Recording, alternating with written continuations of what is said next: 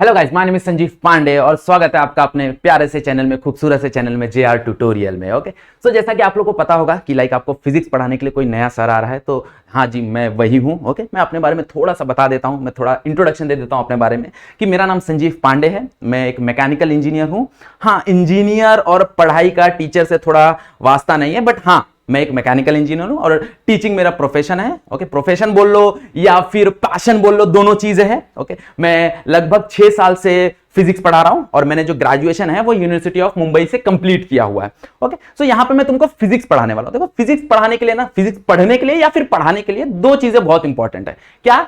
पहला चीज तो विजुअलाइजिंग। ओके, क्या विजुअलाइज कर रहे हो तुम लोग, क्या इमेजिनेशन पावर है तुम लोग का। ओके, कैसे तुम इमेजिन कर पाते हो, कैसे बॉडी मूव हो रही है, कैसे बॉडी रिफ्लेक्ट हो रही है, क्या वेव होता है, क्या मैकेनिक्स होता है। तो जितना हम फिजिक्स को इमेजिन करते हैं ना, उतना फिजिक्स बहुत अच्छे से हमको समझ में आता है। तो इमेजिनेशन पावर बहुत अच्छा होना चाहिए हम लोग का, क्योंकि हम लोग क्या करते हैं, फिजिक्स को फील करते हैं। हम लोग फिजिक्स को रट्टा नहीं मारते, फिजिक्स रट्टा मारने वाली सब्जेक्ट है ही नहीं। हम फिजिक्स को क्या करेंगे, फिजिक्स को फील करेंगे। जितना हम फिजिक्स फील कर सकते हैं वो बहुत ज्यादा इंपॉर्टेंट होगा। तो आज हम लोग बात करेंगे 12th फिजिक्स की। हम लोग 12th का फिजिक्स स्टार्ट करने वाला हूं आज मैं। आज खाली हम लोग इंट्रोडक्शन पे बात करेंगे, खाली इंट्रोडक्शन टॉपिक लेंगे। तो अगर 12th फिजिक्स की अगर हम लोग बात करें तो 12th फिजिक्स में हमारे पास 4 मेन सब डिविजन्स हैं। ओके, हमारे पास 4 मेन सब डिविजन्स हैं। अगर पहले डिवीजन की हम लोग बात करें तो मैकेनिक्स है। ओके, तो पहला डिवीजन की अगर हम लोग बात करें तो हमारे पास पहला सबसे डिवीजन है, दैट इज मैकेनिक्स। मैकेनिक्स में हम लोग क्या पढ़ते हैं, मैकेनिक्स में हम लोग पढ़ते हैं जैसा तुम्हारा रोटेशनल डायनामिक्स वाला पार्ट है वो मैकेनिक्स का पार्ट है। ओके, जैसा तुम्हारा फ्लूइड है, फ्लूइड मैकेनिक्स, वो तुम्हारा फ्लूइड का पार्ट है। ओके, तो ये मैकेनिक्स वाला पार्ट है जिसमें मोशन पढ़ते हैं, वेलोसिटीज पढ़ते हैं, डिस्प्लेसमेंट पढ़ते हैं। तो ये जो भी टॉपिक हम लोग पढ़ रहे हैं ना, वो सारा का सारा मैकेनिक्स वाला पार्ट है। वो सारा का सारा क्या है, मैकेनिक्स वाला पार्ट है। नेक्स्ट अगर हम लोग पार्ट देखें तो नेक्स्ट वाला तुम्हारा थर्मल वाला पार्ट है। थर्मल, जिसको हम लोग थर्मल फिजिक्स भी बोलते हैं, तो ये थर्मल फिजिक्स वाला पार्ट है। थर्मल फिजिक्स में हम लोग क्या पढ़ते हैं, तुम्हारा काइनेटिक थ्योरी हो गया, थर्मोडायनेमिक्स वाला पार्ट हो गया कि कैसे हीट वर्क करता है। ओके, कैसे वर्क को हीट में कन्वर्ट करते हैं, हीट को वर्क में कन्वर्ट करते हैं। लाइक बचपन से तुम लोग एक लाइन पढ़ते आ रहे होगे कि energy law, energy can neither be created nor be destroyed. Yes और नो? ये पढ़ा है कि नहीं पढ़ा है? सब लोग ने पढ़ा है ना? तो ये जो पार्ट है ये हमको थर्मल फिजिक्स बताता है, तो वो थर्मल फिजिक्स में वो पार्ट पढ़ने वाले हम लोग। ओके, नेक्स्ट अगर हम लोग बात करें तो नेक्स्ट पार्ट होता है तुम्हारा, that is your wave. Okay, इसके अंदर हम लोग क्या पढ़ते हैं, इसके अंदर हम लोग पढ़ते हैं कि कैसे वेव एक्चुअल में क्या होता है, वेव की प्रॉपर्टीज क्या क्या हैं, कैसे तुम लोग बोल सकते हो कि कोई चीज वेव है, वो क्या क्या प्रॉपर्टी शो करता है, उसके क्या क्या फिनोमिनाज हैं। जो भी वेव के रिलेटेड चीजें हैं ना, वो हम लोग यहां पे पढ़ने वाले हैं, वेव पे पढ़ने वाले हैं। और जो नेक्स्ट तुम्हारा पार्ट है, that is your magnetic field, electric field, या फिर तुम लोग उसको कंबाइन करके बोल सकते हो your electrical part. Your electrical part, जो तुम्हारा इलेक्ट्रिकल पार्ट है ना,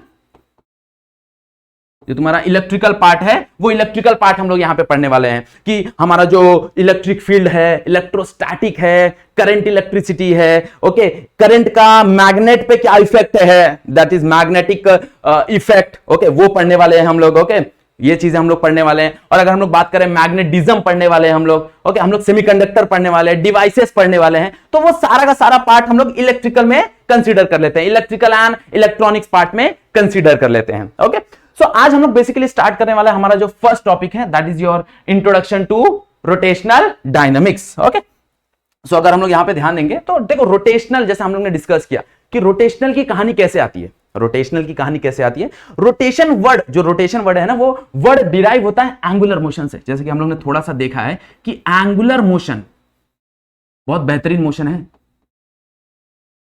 अब एंगुलर मोशन में 11th में हम लोग ने थोड़ा बहुत टॉपिक पढ़ा हुआ है, तो अगर 11th में हम लोग ने टॉपिक नहीं पढ़ा हुआ है तो मेरे को तुम लोग कमेंट करके बता सकते हो कि वो चीजें कैसे करना है। अगर हम लोग पूरा बेसिक से स्टार्ट करें तो हम लोग बेसिक से भी स्टार्ट कर सकते हैं। अगर हम लोग 12th का पार्ट डायरेक्ट उठाए तो हम लोग 12th का पार्ट डायरेक्ट उठा सकते हैं, कोई प्रॉब्लम नहीं है। ओके, सो ये तुम्हारी रिस्पॉन्सिबिलिटी है कि तुमको क्या चाहिए, जो तुमको चाहिए वो मैं डिलीवर कर दूंगा। ओके, सो अगर हम लोग बात करें, देखो एंगुलर मोशन में, तो एंगुलर मोशन में ना हमको 4 चीजें हैं जो हमको पढ़ना है और कंपलसरी पढ़ना है। Okay, that is compulsory. तो सबसे पहला बात करें तो एंगुलर डिस्प्लेसमेंट। एंगुलर डिस्प्लेसमेंट बहुत बड़ा नाम है, एंगुलर डिस्प्लेसमेंट।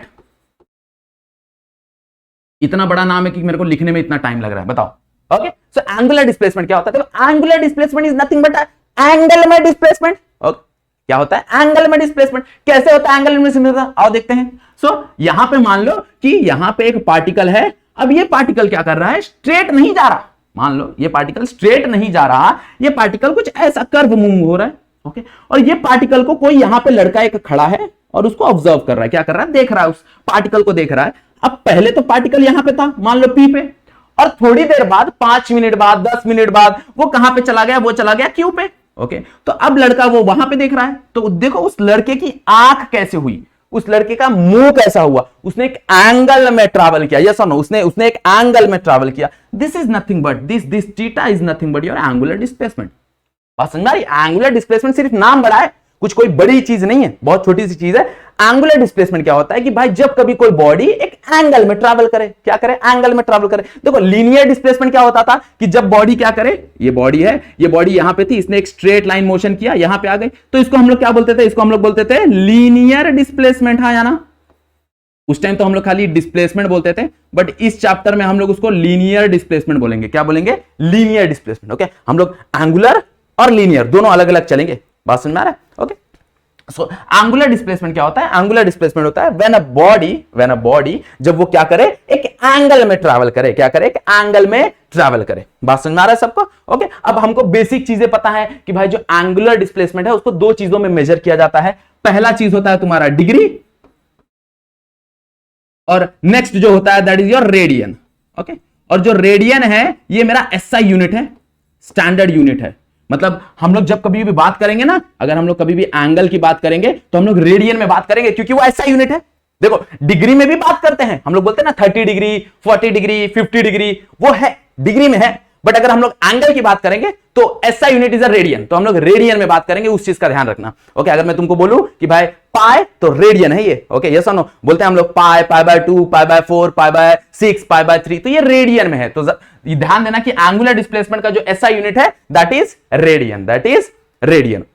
अब एंगुलर डिस्प्लेसमेंट ना एक वेक्टर क्वांटिटी है, ओके। क्या है, वेक्टर क्वांटिटी है, उसके ऊपर अपन को बात करना है कि भाई क्या होता है वेक्टर क्वांटिटी, कैसे होता है। तो वेक्टर क्वांटिटी तो सबको पता है, ऐसा क्वांटिटी जिसके पास डायरेक्शन और मैग्नीट्यूड दोनों हो। तो हम लोग ने मैग्नीट्यूड की बात कर ली। भाई मैग्नीट्यूड क्या होता है, मैग्नीट्यूड होता है कि ये जो ऐसा एंगल बना रहा है, ओके, ये जो एंगल बना रहा है, ये एंगल, ये तुम्हारा मैग्नीट्यूड हो गया। हाँ, मैग्नीट्यूड कैलकुलेट कैसे करते हैं ये थोड़ी देर बाद पता चलेगा, इसका जो फॉर्मूला है वो थोड़ी देर बाद पता चलेगा। अब बात करते हैं इसके डायरेक्शन की, इसका डायरेक्शन बहुत बेहतरीन है, ओके।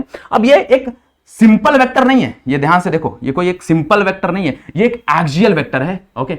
अब एक्सियल वेक्टर पहली बार सुन रहे हो सब लोग, यहां पे देखो, ओके। सो जो मेरा एंगुलर डिस्प्लेसमेंट है वो एक एक्सियल वेक्टर है, एक एक्सियल मतलब इसका जो ये है ना वेक्टर है वो एक्सिस के अलोंग है, किसके अलोंग है, एक्सिस के along, along axis, vector along axis. मतलब क्या, मान लो कि कोई ऑब्जेक्ट है वो सर्कुलर मोशन कर रहा है, मान लो कोई ऑब्जेक्ट है वो सर्कुलर मोशन कर रहा है, और ये हो गया उसका एक्सिस ऑफ रोटेशन, ये क्या हो गया उसका एक्सिस ऑफ रोटेशन। तो अगर वो ऐसा मोशन कर रहा है, अगर वो ऐसा मोशन कर रहा है, मान लो कि एंटी क्लॉकवाइज मोशन कर रहा है, तो एंटी क्लॉकवाइज जब वो मोशन करेगा तो तुम्हारा thumb, right hand thumb rule, सब लोग फटाफट अपना थंब रूल उठाओ, थंब रूल नहीं मतलब थंब उठाओ, तो सब लोग फटाफट थंब उठाओ, देखो थंब उठा लिया। अब देखो जरा अपना फैन, देखो फैन कहां पे मूव कर रहा है, जहां पे तुम्हारा फैन मूव कर रहा है ना वहां पे जरा कर्ल्ड फिंगर लेके जाओ, कर्ल्ड फिंगर लेके जाओ, और देखो थंब कहां पे इंडिकेट कर रहा है, नीचे कर रहा है ना, इसीलिए वह हवा नीचे आती है, इसीलिए वह हवा, क्योंकि उसका जो डायरेक्शन है वो नीचे की तरफ है। देखो फैन का चीज और थंब कितना बड़ा एग्जांपल है, ध्यान दो। ये जो मोशन हो रहा है, फैन एक एंगुलर मोशन कर रहा है, एक रोटेशन मोशन कर रहा है, तो जिस डायरेक्शन में फैन घूम रहा है ना, अपने थंब को, अपने कर्ल्ड फिंगर को उसी डायरेक्शन में घुमाओ, और थंब देखो किस तरफ इंडिकेट कर रहा है, थंब इंडिकेट करेगा नीचे, इसका मतलब तुम्हारा विंड का डायरेक्शन नीचे है, मतलब उस वेक्टर का, उस थीटा का डायरेक्शन कहां है, नीचे है। बात समझ में आ रही कि नहीं समझ में आ रही है everyone, okay. That is the direction, that is the direction. तो हम लोग यहां पे थंब रूल यूज करते हैं, right hand thumb rule, okay. For direction we use thumb rule और राइट हैंड थंब रूल। यहां पे अगर हम लोग देखें तो right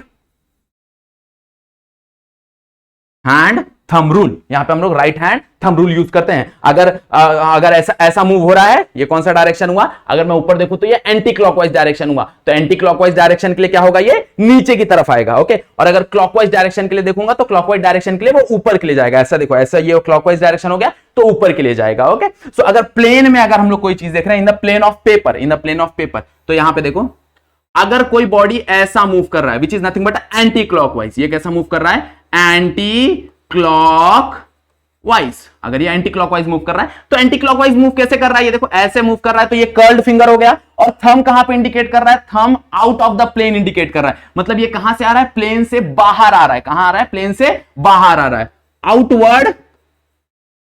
outward to the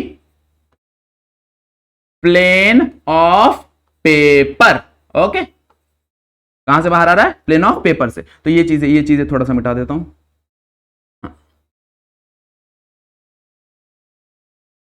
okay, अब यहां पे देखो ये एंटी क्लॉकवाइज की बात हो गई। अब क्लॉकवाइज की बात कर लेते हैं। अगर हम लोग क्लॉकवाइज देखने जाएं तो अगर मान लो कि ये ऑब्जेक्ट है, ये क्लॉकवाइज घूम रहा है, ऐसे ये जैसे घड़ी घूमता है ना वैसे क्लॉकवाइज घूम रहा है, तो अब इसको क्लॉकवाइज घुमाओ, राइट हैंड लो, सब लोग राइट हैंड लो और क्लॉकवाइज घुमाओ। जब तुम लोग क्लॉकवाइज घुमाओगे तो देखो थंब कहां पे इंडिकेट कर रहा है, thumb inside the plane of paper indicate कर रहा है, मतलब डायरेक्शन क्या होगा क्लॉकवाइज के लिए, अगर हम लोग देखने जाएं क्लॉकवाइज के लिए डायरेक्शन क्या होगा, inside to the plane. Okay, बात समझ में आया? So these are the quantity, these are the direction, किसका डायरेक्शन, एंगुलर डिस्प्लेसमेंट का डायरेक्शन। ओके, सो जैसा कि हम लोग ने यहाँ पे हमारा जो इंट्रोडक्शन वाला पार्ट है वो खत्म कर दिया, वीडियो को ज्यादा बड़ा नहीं रखते हैं। ओके, सो ये जो इंट्रोडक्शन वाला पार्ट है यही रखते हैं कि हम लोग ने आज क्या सीखा, हम लोग ने आज सीखा एंगुलर डिस्प्लेसमेंट क्या होता है। ओके, एंगुलर डिस्प्लेसमेंट कैसे होता है, एंगुलर मोशन कैसे होता है। नेक्स्ट लेक्चर में हम लोग बात करेंगे इसका कंप्लीट स्टोरी कि एंगुलर वेलोसिटी क्या होता है, एंगुलर एक्सेलरेशन क्या होता है। ओके, सो अगर आपको वीडियो पसंद आ रहा है तो वीडियो लाइक कीजिए। अगर आपको कुछ सजेशन देना है या फिर आपको कुछ डाउट है तो मुझे कमेंट सेक्शन में जरूर बताइएगा। ओके, और बाकी अपने फ्रेंड्स को फटाफट ये वीडियो शेयर कीजिए कि लाइक उनको बोलिए कि यहाँ पे 12th का जो सेक्शन है, 12th का जो फिजिक्स है वो चालू हो गया है। ओके, सो फटाफट बहुत सारा शेयर कर दीजिए और बहुत सारा कमेंट कर दीजिए। ओके, सो आज का वीडियो यहीं पे एंड करते हैं। आज के लिए बस इतना ही। That's it for today. Thank you so much.